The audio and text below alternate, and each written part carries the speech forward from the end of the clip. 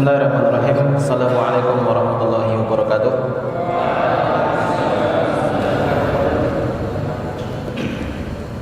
Alhamdulillah, alhamdulillahirabbil alamin.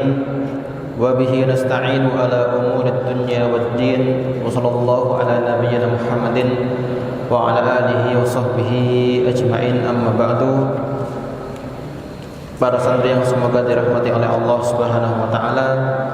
Alhamdulillah, kita bersyukur kepada Allah Subhanahu wa taala yang masih atau yang telah berkenan memberikan kepada kita banyak karunia, di antaranya adalah karunia untuk masih bisa merasakan nikmatnya menuntut ilmu. Antum sudah merasakan nikmat belum menuntut ilmu? Nikmat? Nikmat belum? Sedikit. Nikmat belum? Belum. Kapan mau merasakan nikmatnya ilmu, menuntut ilmu? Ketika antum sudah lulus nanti. Ketika antum sudah lulus, contoh saya sendiri aja, itu baru merasakan dulu ternyata itu nikmat ya. Enak jadi antum di situ. Duduk, dengarkan, nyatet, dapat ilmu, santai kan gitu. Gak ada tuntutan untuk menyampaikan materi dan lain sebagainya. Itu nikmat luar biasa. Beda nanti kalau antum sudah lulus kelas 12 nih, coba kalau sudah lulus nanti tuntutannya banyak, besar. Ya amanahnya lebih berat lagi. Maka manfaatkan sisa waktu yang ada. Kelas 10 2 tahun lagi kan akan lulus, kelas 11 1 tahun lagi, sementara kelas 12 tinggal berapa hari lagi? Sebulan, 2 bulan lagi. Dimanfaatkan sebaik-baiknya, ambil ilmu sebanyak-banyaknya dari guru-guru antum di sini yang agama, ya ambil ilmu agama sebanyak-banyaknya. Yang ilmu umum ya gali ilmu-ilmu mereka, karena ya kapan lagi antum bisa lebih banyak mengambil ilmu dari guru-guru kita. Kalau nanti kuliah belum tentu ya, belum tentu. Kadang dosennya kemana? Keluar kota, susah untuk ditemui. Belum nanti kalau ada acara apa, wis macam-macam. Nah, kuliah itu lebih mandiri.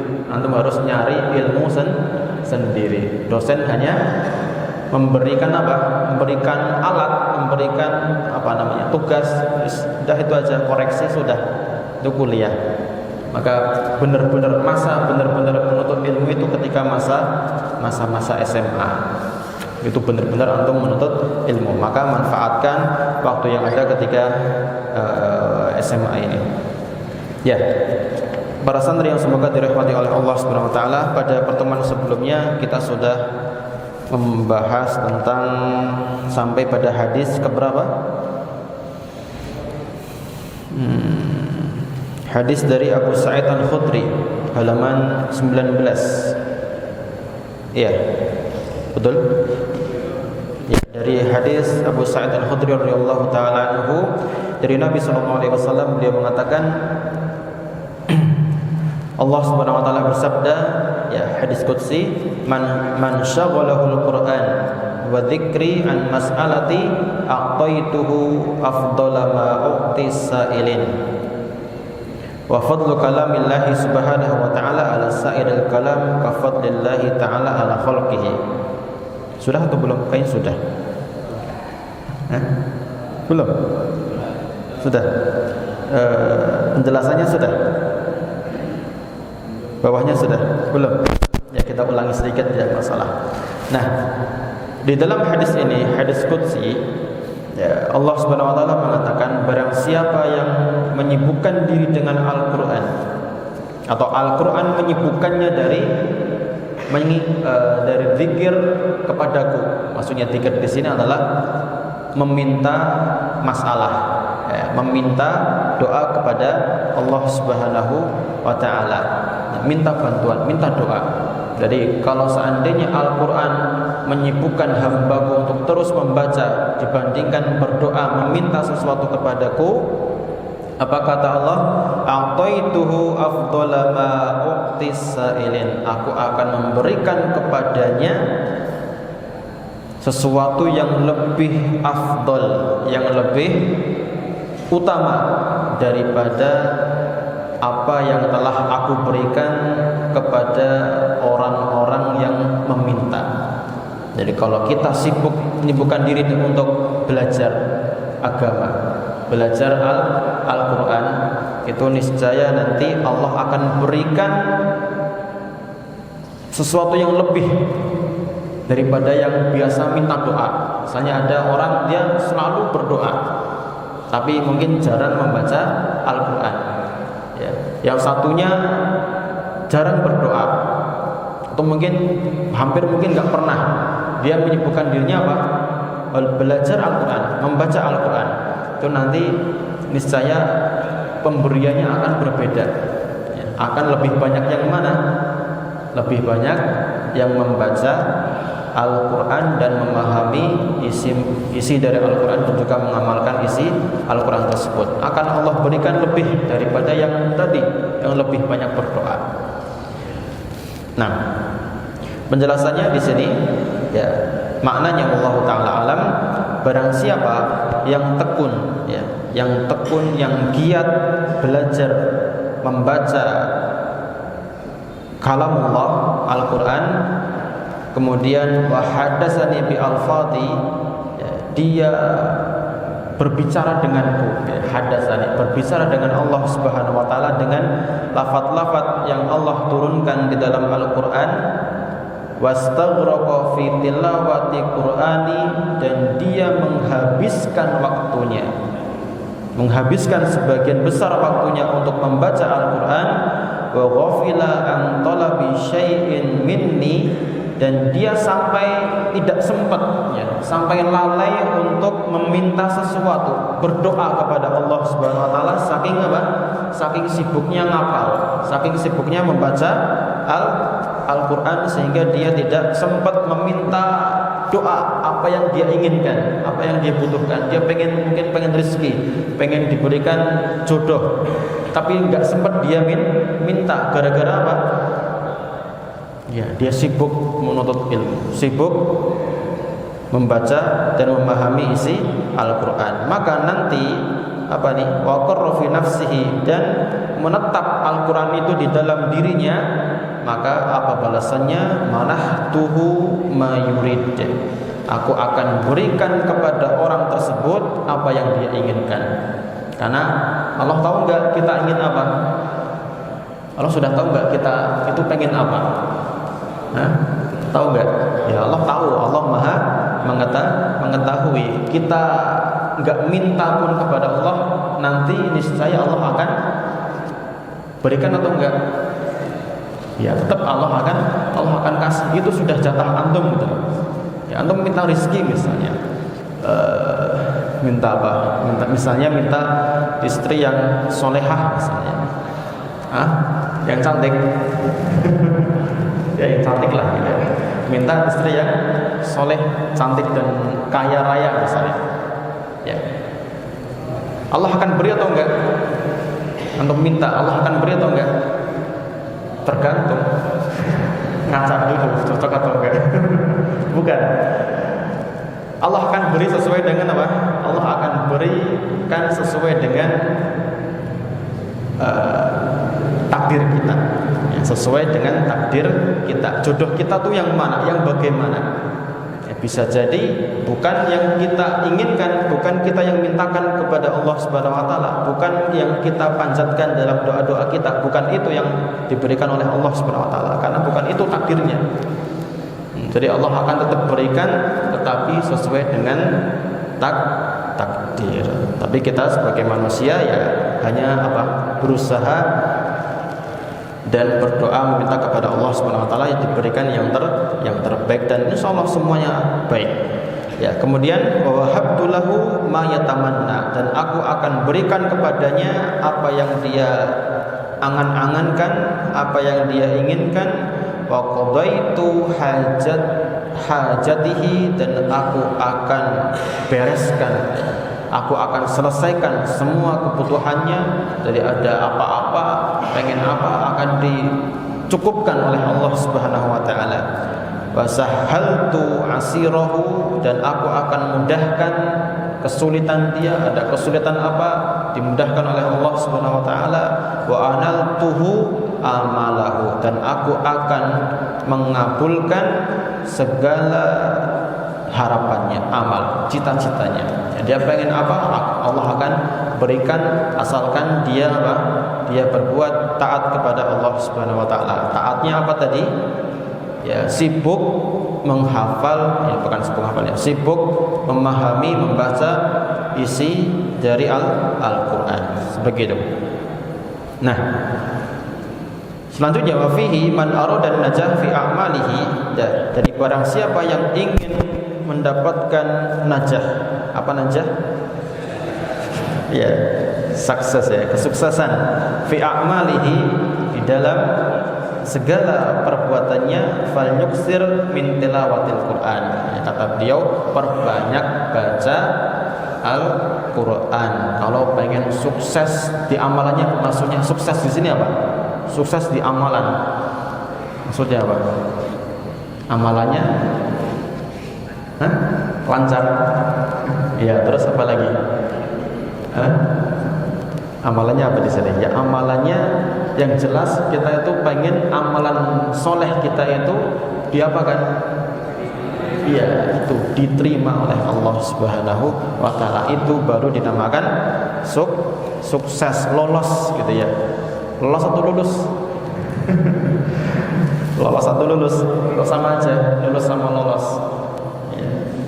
Intinya lulus bisa sampai kepada Allah Subhanahu wa taala, diterima oleh Allah. Nah, wakila maknahu, ya, di bawahnya dikatakan, ya, maknanya yang lain, aldaktu alaihi jadilan ni'am, ya, aldaktu alaihi jadilan ni'am, aku akan mencurahkan, ya, memberikan sebanyak-banyaknya kepada orang ini apa? Jadilan ni'am, ya, nikmat-nikmat yang sangat besar, ya, karunia yang sangat banyak. Tapi jangan sampai ketika kita baca ini, oh nanti ketika kita menyibukkan baca Quran, rezeki akan, berarti ya, rezeki akan datang sendiri, jodoh akan datang sendiri. Apalagi mas, pekerjaan akan menghampiri kita, ya, banyak berkah menghampiri kita, ya. Seperti itu pemahamannya. Terus kita cuma baca Quran saja, kerjaannya tiba-tiba nanti uang datang dari langit jatuh, bidadari dari langit jatuh dari istri kita, ya enggak, harus apa? Tetap berusaha, ya. Jadi ketika kita mengamalkan amalan-amalan soleh, diantaranya ini tadi, sibuk dengan Al-Quran, ya, pengen dapat dunia, ya tetap berusaha. Tapi nanti usahanya akan dimudahkan oleh Allah Subhanahu wa taala. Itu saja, lebih mudah dibandingkan yang tidak dekat, yang tidak taat kepada Allah Subhanahu wa taala. Begitu. Wa ahadduhu bisiyajil hifdzi war riayati wal karam, dan aku akan melindunginya, ya, ahadduhu, mengelilingi dia dengan siyaj. Apa siyaj? Pagar, ya, dengan pagar-pagar perlindungan, hifdzi war riayah, dan apa namanya, perhatian, wal karam, dan kemurahan hati. Wa mata'tuhu bifadli, dan aku akan berikan kepada dia karuniaku. Wa syamaltuhu birahmati, dan aku akan menyelimuti dia dengan rahmat dan kasih sayangku dari Allah Subhanahu wa taala. Jadi kalau Masya Allah, luar biasa keutamaan dekat dengan Al-Quran. Nah, Kembali ke atas, wa fadlu kalamillah, dan keutamaan kalamullah subhanahu wa ta'ala ala sa'iril kalam, dibandingkan dengan semua perkataan makhluk ya selain Allah, itu seperti apa? Kafadlillahi ala khalqihi, seperti keutamaan Allah dibandingkan dengan semua atau seluruh makhluknya. Jadi hanya kalam Allah itu saja ya, sudah mengalahkan semuanya. Jadi jangan apa? Jangan lebih mendahulukan ya perkataan-perkataan para apa? Orang-orang yang mereka berkecimpung dalam masalah ilmu duniawi ya, jangan mengedepankan perkataan mereka, lebih kedepankan apa? Al-Quran ya. Kalau perkataan mereka ya, para profesor ataupun para cendekiawan yang bertentangan dengan apa yang ada dalam Al-Quran ya, kita lebih mendahulukan isi Al-Quran, karena itu yang lebih utama. Yang lebih utama adalah Al-Quran. Ya, kemudian hadis yang lain yang berikutnya disebutkan oleh Al-Imam Nawawi rahimahullah dari Ibnu Abbas radhiyallahu taala anhuma, Rasulullah bersabda, innal ladzi laisa fi jawfihi syai' minal Qur'an kal baitil kharib. Ini menjelaskan atasnya tadi. Tadi di antara makna hadis yang di atas itu kan, Allah akan mengelilingi, melindungi hamba tersebut dengan pagar apa? Pagar perlindungan, dengan pagar kemuliaan, kehormatan dan sebagainya. Nah, sedangkan sebaliknya, innal ladzi laisa fi jawfihi syai'un minal Qur'an, orang yang di dalam jauf, di dalam hatinya tidak ada kerinduan ya, tidak ada cinta ya, tidak ada niatan untuk mengamalkan isi Al-Quran, maka dirinya itu seperti apa? Kal baitil kharib, seperti rumah yang kharib apa? Rusak ya, atau yang roboh. Yang gimana roboh ya? Gimana kalau roboh nggak bisa ditempati kan, seperti itu. Nah, kemudian hadis berikutnya kita cepat aja dari Abdullah bin Amr ibn al-As ya, Abdullah bin Amr ibn al-As, dari Nabi SAW. Nabi mengatakan, atau Nabi bersabda, yuqalu li sahibil Qur'an iqra ya warqi warattil kama kunta turattilu fid dunya fa inna manzilataka inda akhiri ayatin taqra'uha. Jadi keutamaan bagi para pembawa pengemban Al-Quran. Nanti di akhirat, kata Nabi SAW, dikatakan kepada sahibil Quran ya, sahibil Quran itu siapa? Sahibil Quran itu adalah orang yang membaca, memahami dan mengamalkan isi kandungan Al-Quran. Nah, Anda sudah sering ulang-ulang ya, dari sikap kita agar kita termasuk ahlul Quran, kita harus melewati 3 tahap dalam mempelajari Al-Quran. Pertama, apa? Qiraah, membaca ya, kita baca Al-Quran. Setelah kita bisa membaca, apa selanjutnya? Memahami isi Al-Quran, tafsirnya, atau minimal apanya? Minimal terjemahannya. Kemudian yang ketiga, baru mengamalkan. Kan nggak mungkin baru bisa baca langsung diamalkan, nyambung nggak nanti? Baru baca kok langsung ngamalkan, belum paham dengan kandungan maksud dari isi Al-Quran. Harus dipahami dulu, dipahami baru nanti bisa mengamalkan. Begitu kurang lebihnya. Nah, apa dikatakan iqra ya, baca ya, bacalah ayat-ayat Al-Quran yang kau hafal. Warqi, kemudian naiklah ya, naiklah ke derajat berikutnya di surga. Warattil, kemudian apa rattil? Bacalah dengan pelan-pelan.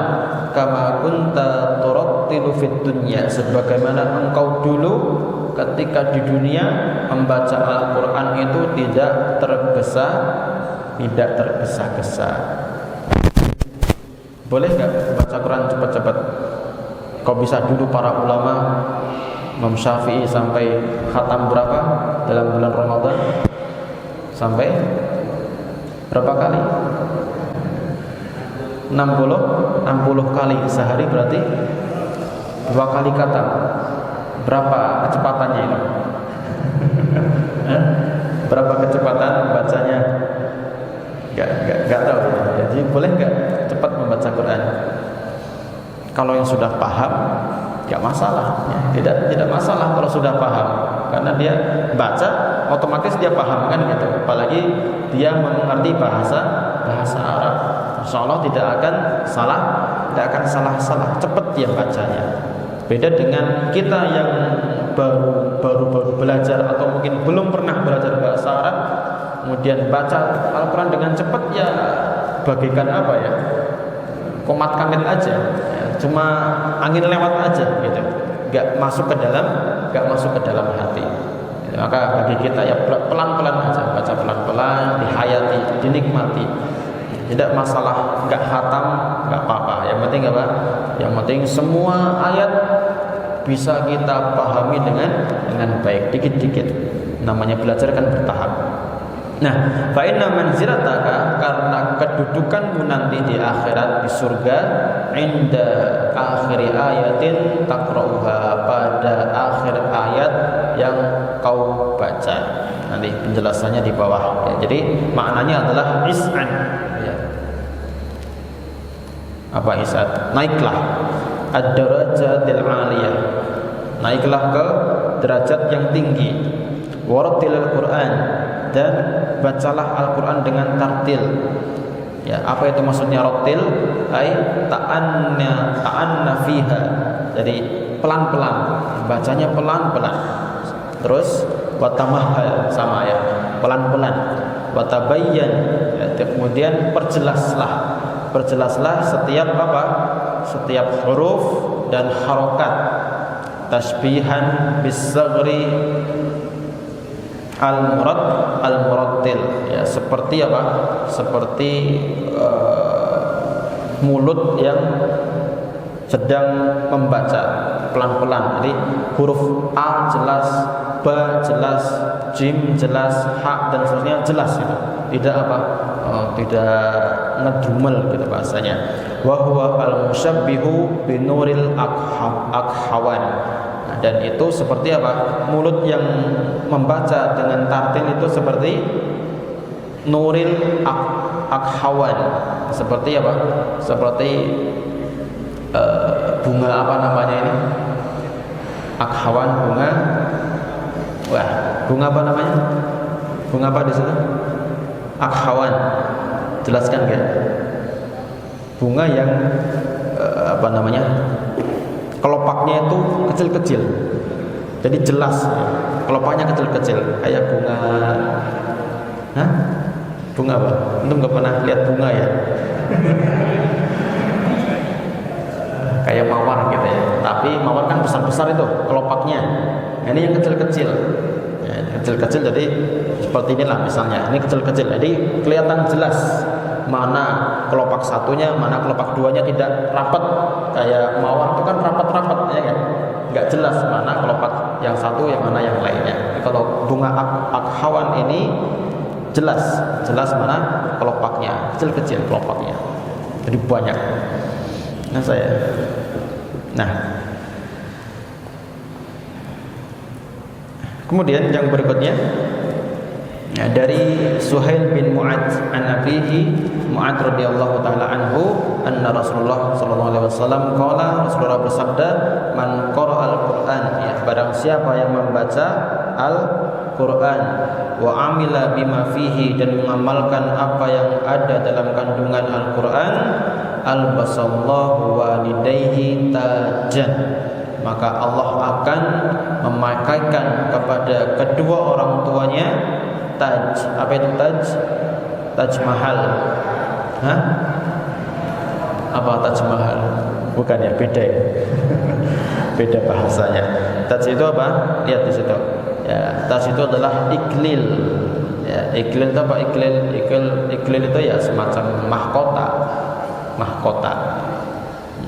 Atau beda antara taj dengan iklil. Taj itu biasa dipakai oleh raja. Kalau iklil itu apa ya? Kayak rangkaian apa namanya? Bunga-bunga yang dijadikan apa? Kayak kalung gitu ya. Kemudian taruh di kepala.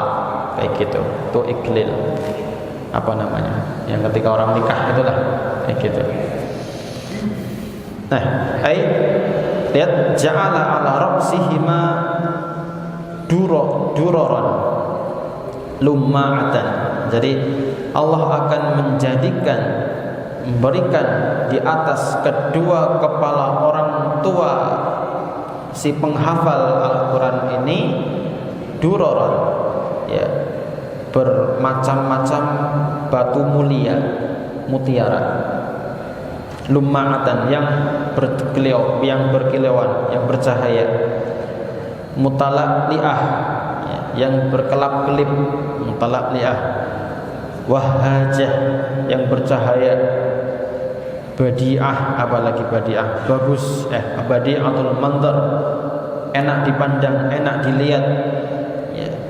Kenapa Allah pakaikan mahkota tersebut?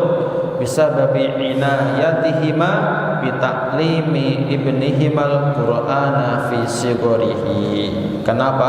Karena sebab dahulu mereka berdua perhatian terhadap pendidikan anaknya sewaktu kecil, terutama dalam membaca dan mengamalkan isi Al-Quran. Pahalanya tadi akan dipakaikan mahkota. Kalau sudah dipakaikan mahkota dari Allah, masuk surga enggak itu? Pasti masuk surga. Masa iya sudah dipakaikan mahkota dari surga malah dimasukkan ke neraka? Kan enggak mungkin. Masa sesuatu yang sudah di surga masuk ke neraka? Ini enggak mungkin. Gitu. Nah, kembali ke hadis, ya, yaumal qiyamah, ya, pada hari kiamat. Pada hari kiamat nanti akan dihadapkan oleh seluruh manusia, seluruh makhluk dari awal sampai akhir. Kedua orang tersebut akan dipakaikan mahkota. Dawuhu ahsan min daw'is syams. Cahayanya lebih indah daripada cahaya matahari, lebih terang. Silau enggak berarti? Silau, bisa lihat enggak itu? Hah? Bisa lihat enggak kita? Bisa lihat enggak? Ya Allah alam, kan kita akan dibangkitkan oleh Allah Subhanahu wa taala dengan fisik yang sama atau enggak nanti ketika di akhirat? Sama enggak dengan fisik di dunia? Kita seperti ini, punya tai lalat di mana? Di pipi misalnya. Sama atau beda? Sama atau beda? Ya akan sama, tetapi sedikit dimodifikasi. Yang hitam nanti jadi apa? Ya jadi putih, biar minimal bersih lah gitu, enggak putih, bagus, cakep, ganteng, cantik dan semuanya gitu. Jadi akan bersih semuanya. Nah, sedikit dimodifikasi. Tapi walaupun sudah modifikasi, masih tetap bisa dikenali. Jadi enggak sama sekali berubah, tetap ada ciri khasnya kita selama di dunia. Makanya nanti ketika di pasar surga, orang-orang itu kan semua akan berkumpul. Anda ketemu dengan apa? Dengan keluarganya yang dulu, dengan ayahnya, dengan sepupunya, dengan temennya selama di dunia dulu. Akan tahu, oh ini teman saya dulu, siapa namanya? Mungkin lupa. Akan kelihatan, masih kelihatan. Oh ini dulu hidungnya mancung gitu. Ini masih kelihatan mancung. Jadi tetap masih ada ciri khasnya. Sama seperti anak kecil. Ya. Untuk melihat ada anak kecil ya misalnya, lihat, ingat-ingat wajahnya kayak gitu. Nanti 15 tahun lagi coba lihat, beda atau enggak? Ya akan berbeda, tetapi kita masih kenal atau enggak? Masih. Kenapa? Ada ciri khasnya. Ada ciri khasnya yang enggak bisa hilang. Kayak gitu. Sama. Nanti di surga juga sama. Kita akan melihat ciri khas, tetap ada ciri khasnya masing-masing dari setiap manusia, sehingga kita bisa kenal lagi, bisa mengenali penduduk surga tersebut. Jadi enggak berubah total gitu ya. Berubah total nanti pada lupa semua ini siapa ya. Ya. Nah tadi ya, fi buyutid dunya. Jadi cahayanya lebih indah daripada cahaya matahari yang ada di dunia. Ya, kemudian fama dhannukum billadzi amila bihadza. Ya, kalau orang tuanya saja diberikan mahkota, maka bagaimana pendapat kalian? Ya, fama dhannukum. Kira-kira bagaimana orang yang menghafal, mengamalkan isi Al-Quran, pahalanya seberapa? Orang tuanya saja dapat mahkota. Lah yang membaca Quran dapat apa? Pasti lebih besar lagi, lebih istimewa lagi dibandingkan mahkota yang Allah berikan kepada kedua orang tuanya. Begitu maksudnya. Gitu ya. Nah, ya dikit lagi kita habiskan. Yang berikutnya dari Abdullah bin Mas'ud radhiyallahu taala anhu, dari Nabi sallallahu alaihi wasallam, "Iqra'ul Qur'an fa innallaha ta'ala la yu'adzibu qalban wa 'al-Qur'an." Ya, bacalah Quran karena Allah tidak akan mengadab hati seorang hamba, wa 'al-Qur'an, yang hatinya penuh dengan Al-Quran, yang menampung isi Al-Quran. Wa inna hadzal Quran, karena sesungguhnya Al-Quran ini ma'dzabatullah, hidangan atau tempat hidangannya Allah Subhanahu wa ta'ala. Faman dakhala fihi fahuwa amin. Barang siapa masuk ke dalam hidangan Allah ini, maka dia akan amin, akan aman. Wa man ahabbal Qur'an falyubshir. Ya, barang siapa yang dibuat cinta kepada Al-Qur'an, maka falyubshir, bergembiralah dengan rasa cintanya tersebut. Nah, ada kisah menarik di bawah itu. Ya, ada kisah yang menarik di bawah di catatan kaki itu dari sahabat Abu Dzar radhiyallahu taala anhu. Beliau pernah meminta kepada Rasulullah SAW untuk diberikan wasiat. Ausini, berilah aku wasiat. Dan boleh nggak ini termasuk hal yang bagus untuk kita semua? Sering-sering Sering-sering minta wasiat. Ya, sering-sering minta wasiat, terutama kepada orang yang kita anggap soleh, gitu ya. Kita anggap dia berilmu, sehingga ketika kita minta wasiat akan diberikan wasiat yang baik-baik, yang bisa menjadi bekal untuk kita selama hidup nantinya. Maka Rasulullah mengatakan, "Alaika bitaqwallah fa innaha ra'sul amri kullih." Ya, maka kata beliau, engkau itu harus bertakwa kepada Allah, karena sesungguhnya takwa itu adalah inti dari segala urusan. Kalau sudah bertakwa, insya Allah semuanya akan lancar. Sampai jam berapa? 5 menit lagi, Mas. Sampai jam berapa? 20 kan? Ya. Kemudian berkata Abu Dzar lagi, "Ya Rasulullah, zidni, tambah lagi." Maka kata Rasulullah, "Alaika bitilawatil Qur'an." Engkau baca Quran. Fa innahu nurun laka fil ardi wa dakhrun laka fis sama. Ya, karena sesungguhnya Quran itu menjadi cahaya bagimu di dunia, maksudnya di arti itu di bumi, dan akan menjadi dakhrun, simpanan pahala bagimu nanti di akhirat. Di akhirat.